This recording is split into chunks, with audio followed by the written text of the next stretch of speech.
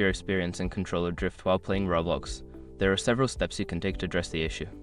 Follow this guide to help improve your gaming experience. Step 1. Check for updates. Ensure that your controller's firmware and the Roblox game are up to date.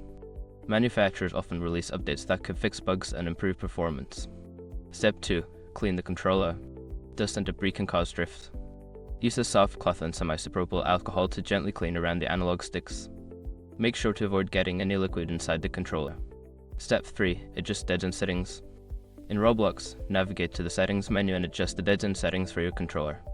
Increasing the dead-zone can help reduce the effects of drift by requiring more movement before the game registers input. Step 4. Recalibrate the controller. Many gaming systems allow you to recalibrate your controller. Follow the instructions specific to your console or PC to reset the controller's input settings, which can help fix drift issues. Step 5. Consider hardware solutions. If the drift persists, consider using a different controller or purchasing a controller with better build quality. Some controllers are designed to minimize drift and provide a better gaming experience.